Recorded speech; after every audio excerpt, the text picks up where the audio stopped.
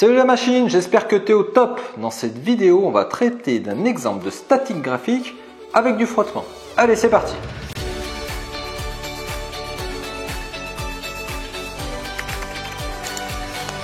L'exemple que je vous propose de traiter, c'est l'exemple d'un robot roulant. Le robot est représenté ici. On a ici une roue qui va se déplacer sur le sol et ici modéliser son châssis. Le robot est constitué d'une roue et d'un plot qui va rentrer en contact avec le sol et qui va se mettre à glisser au cours du mouvement.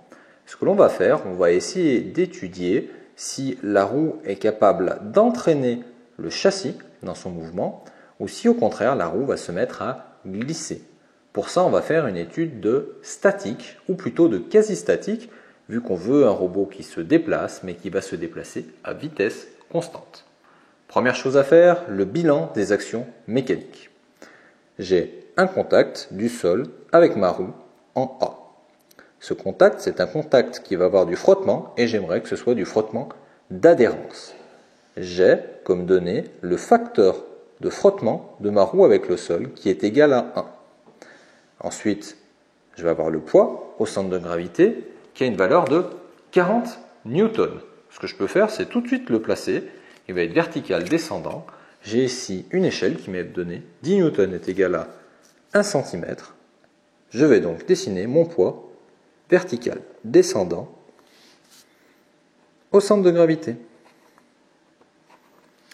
Et enfin, j'ai une troisième action mécanique qui est l'action mécanique du sol sur mon plot qui, elle, va être une action mécanique ponctuelle avec un frottement de glissement. On va maintenant s'intéresser à ces deux actions mécaniques, l'une avec un frottement que l'on espère être d'adhérence, mais ça on n'en sait rien, et ici une liaison ponctuelle où on est certain que quand il y a du déplacement, il y aura du glissement.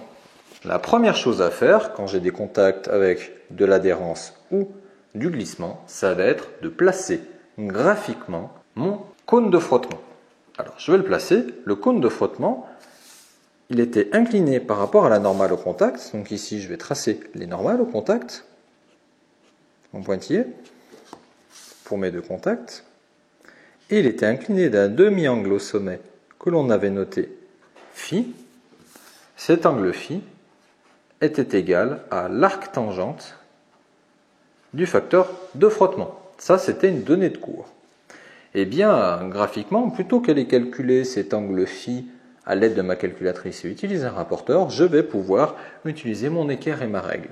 Si mon facteur de frottement est de 1, ça veut dire que si je m'élève ici d'1 cm, je vais pouvoir me déplacer ici d'1 cm de part et d'autre par rapport à ce centimètre-là, et ça va donc me permettre de dessiner mon cône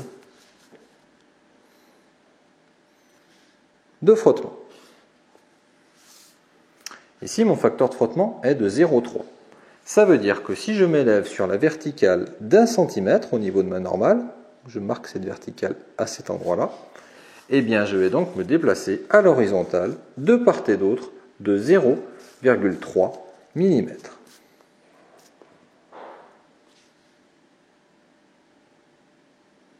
Alors là, il faut être le plus précis possible. Si jamais l'échelle 1 cm 0,3 n'est pas assez précise, on peut prendre une échelle 2 cm et éventuellement 0,6 mm en multipliant par 2. Pour dessiner les cônes de frottement, je récapitule la méthode utilisée. Plutôt que calculer le demi-angle au sommet de mon cône de frottement, j'ai plutôt, pour une élévation de 1 cm selon la normale, tracé la longueur de la tangente. Si le facteur de frottement est de 1, la longueur de la tangente est de 1 cm. Ça me permet donc de localiser ce point-là, de part et d'autre de la normale, et de dessiner mon cône de frottement. Si maintenant le facteur de frottement est de 0,3, ça veut dire que pour une élévation de 1 cm sur la normale, j'aurai une tangente ici qui est égale à 0,3 cm. Et ça me permet de placer de part et d'autre mon cône de frottement. Maintenant que mes cônes de frottement sont tracés, je vais pouvoir localiser une direction d'action mécanique au niveau de l'un de ces deux cônes. Ça va être à l'endroit où il y a du glissement. Je sais effectivement que quand il y a du glissement, mon action mécanique va être quelque part sur le cône de frottement. Maintenant, elle doit être inclinée de manière à s'opposer au mouvement. Si le sens du robot va aller vers la gauche, si son sens du mouvement va donc vers la gauche, ça veut dire que la direction de l'action mécanique doit s'opposer à cette flèche-là, donc aller vers la droite. L'action mécanique, elle part du sol, elle va remonter sur la droite selon le cône de frottement. Voilà, j'ai la direction de l'action mécanique ici, du sol sur mon plot. On récapitule ce que l'on vient de voir ensemble.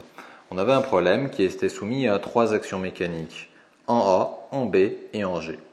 On connaissait totalement l'action mécanique en G, c'était celle du poids, on connaît donc sa direction, son sens ainsi que son intensité. En A et en B, j'ai des actions mécaniques de frottement. En A, j'ai une action mécanique que j'espère être d'adhérence, et en B, j'ai une action mécanique de glissement. Quand j'ai une action mécanique d'adhérence, je ne peux pas connaître la direction de l'action mécanique. Elle va être contenue à l'intérieur d'un cône de frottement, représenté ici, et je ne peux déterminer sa direction que par l'étude statique globale de mon système. Tandis que quand j'ai un cas de glissement, je sais que l'action mécanique va être sur le cône de frottement et opposée au sens du mouvement, au sens du glissement. Donc si le robot va vers la gauche, le glissement va aller sur la gauche, donc l'action mécanique, partant du point B, va aller sur la droite.